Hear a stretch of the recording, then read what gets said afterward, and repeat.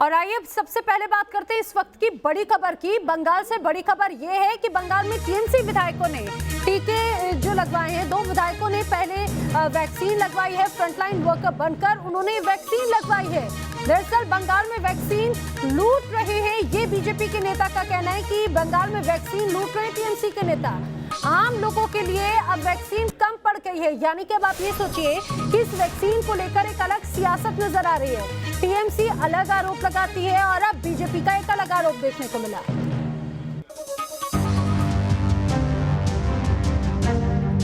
Front line worker के लिए आई vaccine, TMC विधायकों ने लगवाई। बंगाल में यह क्या हो रहा है? पश्चिम बंगाल की लड़ाई अब वैक्सीन पर आई। सबसे पहले देखिए बंगाल में आई कोरोना वैक्सीन कौन लगवा रहे हैं। ये है पूर्व बर्धमान जिले के भातर से टीएमसी विधायक सुभाष मंडल, जो फ्रंट लाइन वर्कर बनकर वैक्सीन लगवा रहे हैं। सुभाष मंडल दावा कर रहे हैं कि वो पेशेंट वेलफेयर एसोसिएशन के चेयरमैन हैं, इसलिए वो फ्रंट लाइन वर्कर के तौर पर वैक्सीन लगवा रहे हैं। এখন তো দেখা যাচ্ছে যারা ফ্রন্ট লাইনে কাজ করছে সাধারণ মানুষও কি পাবে কাটো হাসপাতাল থেকে? যদি সরকার, কেন্দ্রীয় সরকার যদি টিকা সাপ্লাই করতে পারে সবাই পাবে। अब मिलिए टीएमसी के एक और विधायक से। ये है कटवा से टीएमसी विधायक रविंद्रनाथ चटर्जी। इन्होंने भी फ्रंट लाइन वर्कर के नाम पर टीका लगवा लिया। इनका दावा है कि उन्होंने लॉकडाउन के दौरान सोशल वर्कर के तौर पर काम किया था और उन्होंने मिसाल पेश करने के लिए वैक्सीन लगवाई है।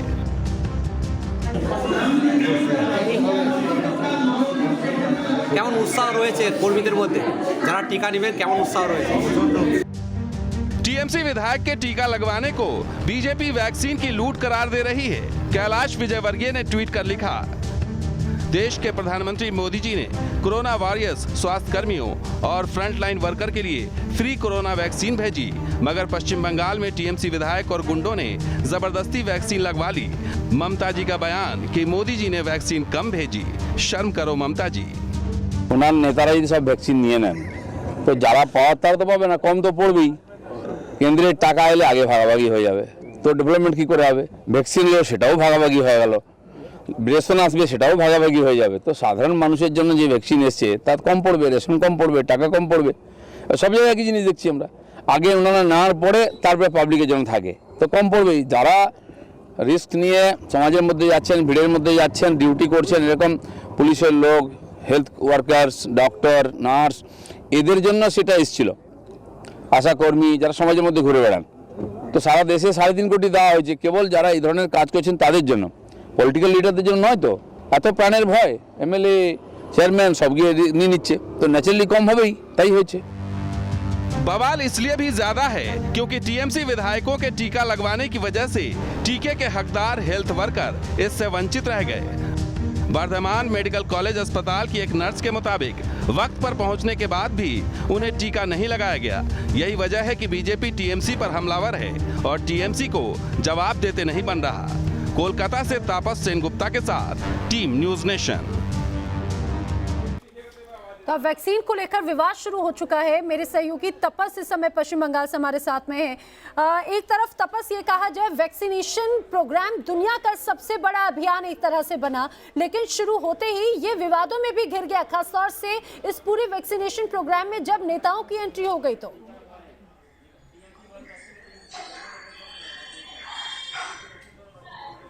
जी जरूर, देखिए वैक्सीनेशन प्रोग्राम को लेकर सेंट्रल गवर्नमेंट या स्टेट गवर्नमेंट का जो प्रोसीजर था वो एकदम साफ था कि जो फ्रंट लाइन वर्कर्स, जो हेल्थ वर्कर्स है, डॉक्टर्स है, सफाई कर्मचारी है, उन्हें पहले दिया जाएगा पहले चरण में, और इसके लिए केंद्र सरकार वो पूरे खर्चा उठाएंगे। लेकिन यहां पर देखा गया पश्चिम बंगाल में भातार के जो विधायक है सुभाष मंडल और दूसरी ओर काटवा के जो विधायक है रविंद्रनाथ चटर्जी, ये दोनों जाकर अस्पताल में अपने आप को वैक्सीनेट करवाया। जो काटवा के विधायक का कहना है कि वो एक फ्रंट लाइन वर्कर रहे हैं क्योंकि वो लॉकडाउन के दौरान काम कर चुके हैं, इसलिए उन्होंने लिया। दूसरी दलील उन्होंने रखा कि लोगों में एक भय था, एक आतंक था कि ये वैक्सीन लेने से क्या हो सकता है, नहीं हो सकता, इसीलिए लोगों तक पहुंचाना ये संदेश कि वैक्सीन सेफ है, इसे आप ले सकते हैं। लेकिन कहीं ना कहीं जो रूल रहा है स्टेट गवर्नमेंट का, क्योंकि तृणमूल कांग्रेस के कई नेताओं के साथ भी हमने बात किया, उन्होंने भी कहा कि ये उचित नहीं था।